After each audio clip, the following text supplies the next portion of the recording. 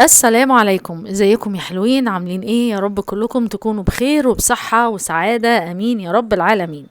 فيديو النهاردة مليان مفاجآت جميلة واخبار جميلة وصلح بين ناس متخاصمين، ولكن مش صلح بين مغتربة في فرنسا عملت فيديو وقالت فيه ان هي نازلة مصر والعملية بتاعتها اتأجلت، وهتروح علشان خاطر تعمل القضايا اللي هي قالت عليها، وغالبا قالت انها هتصيف مع اخواتها، ربنا يجمعها على خير معاهم يا رب العالمين.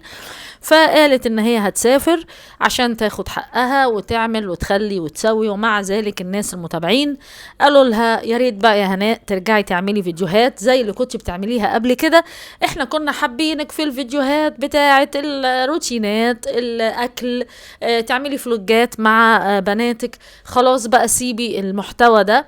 فهي قالت طبعا انا اسيب محتوى ممكن او لا، ولكن في ناس بتحب الفضايح، فمش عارفة هل ده رد ان هي يعني مستسهلة المحتوى اللي هو انا اطلع اتكلم على فلانة او اقول هاخد حقي من فلان وهعمل في فلان وهخلي في علان.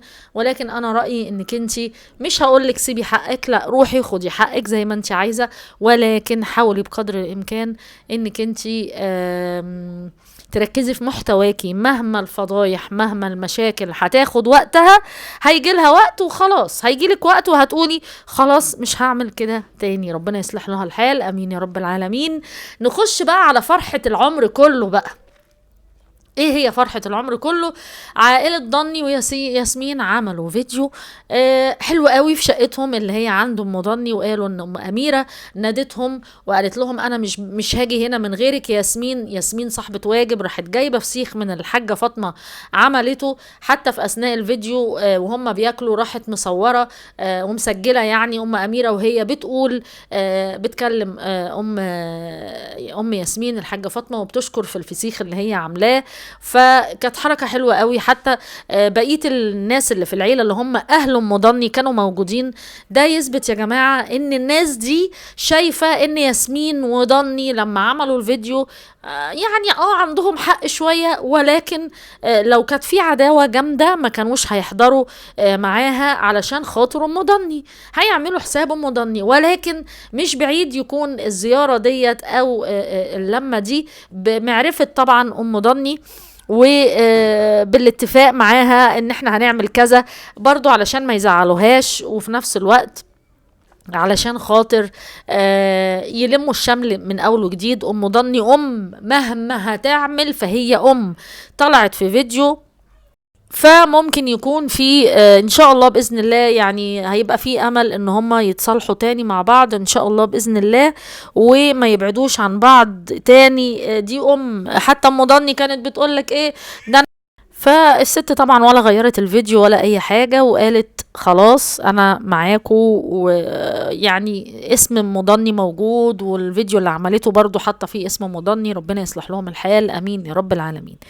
نيجي للمعلمة صدفة الجميلة بقى. عاملة دلوقتي صدفة قالت كلام يا جماعة اقترحته حاجة كويسة جدا، قالت ان قناة الوصفات والطبخ مش واخدة حقها. قالت لما اعمل وصفة وطبخة ما بيجيش عليها فيديوهات، لكن الناس عايزة الهيافة، الناس عايزة الجري والمروح والمجي والضحك.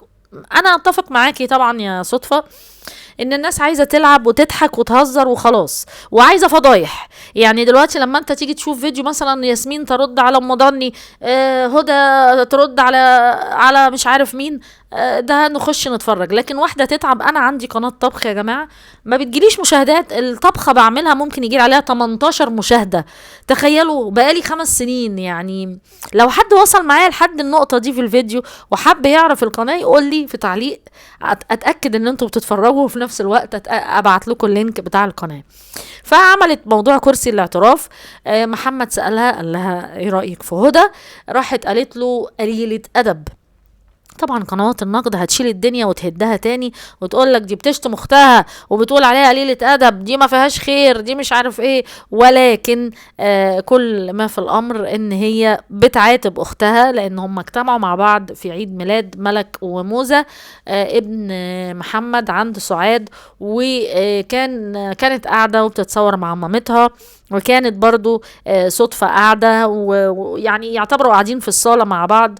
ممكن ما يبقاش فيه كلام، ولكن ان شاء الله الفترة الجاية اكيد هيتكلموا، لان صدفة عملت فيديو مع ام وليد اعترافات ومش عارف ايه. طبعا ام وليد ما قالتش حاجة في حق العيلة كلها غير ان قالت على صدفة ده انتي يتفتلك بلاد، ده انتي فيكي وعليكي قلبك ابيض، لسانك طويل بس قلبك ابيض.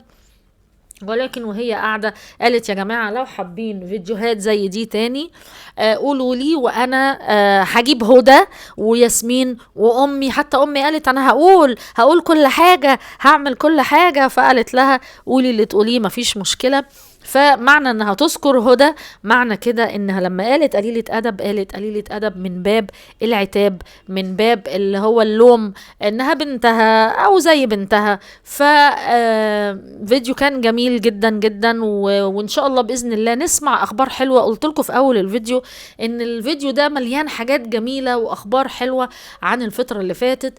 ام ضني ان شاء الله باذن الله اكيد ام اميره هتصالحهم وهتصالح ضني ودي امه. وياسمين على فكره يعني فعلا زي ما صدفه قالت هلاهوطه، مش معنى كده انها هبله او متسرعه، لا قلبها ابيض برضو. اكيد على من حبها في ضني هتتصالح وهتعدي الامور.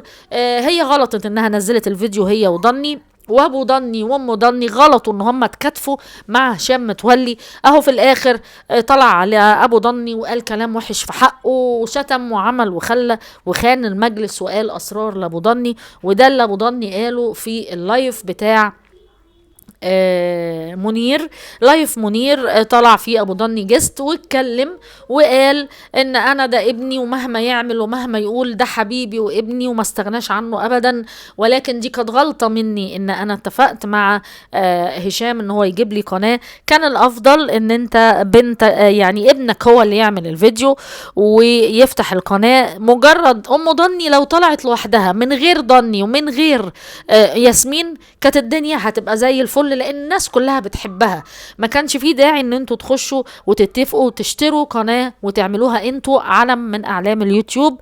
فنتمنى ان ربنا يجمع شملهم على خير. ام ضني كانت قالت هتغير اسمها، ما غيرتش اسمها على القناة، ام ضني موجودة. فيديو امبارح اللي عملته الفسيخ ومش عارف ايه، جربوا الفسيخ مع ام ضني برضو، ده كان شيء كويس جدا وحلو. فنتمنى ان ربنا يصلح لهم الحال ونسمع خبر حلو كده ونشوف هدى على كرسي الاعتراف في بيت صدفة. يا جماعة اللي من دمك من دمك، مهما تقول دمك هو دمك، مش هتقدر تبعد عن اهلك ولا امك ولا ابوك ولا اختك. اللي الدم واحد، عرقي وعرقك بيجري فيه نفس الدم، خلاص مهما يحصل هتلاقوا الدنيا زي الفل. ربنا يصلح لهم حالهم امين يا رب العالمين. ونسمع خبر زغاريد زغاريد زغاريد زغاريد. ما تنسوش تعملوا اللايك الحلو قوي والاشتراك في القناة وتفعلوا زر الجرس عشان يوصل لكم معانا كل جديد ان شاء الله باذن الله. وكبروا لي بقى القناة كده، عايزة بقى القناة كده تبقى حلوة وجميلة بيكم. اشوفكم على خير الفيديو الجاي. يلا سلام عليكم.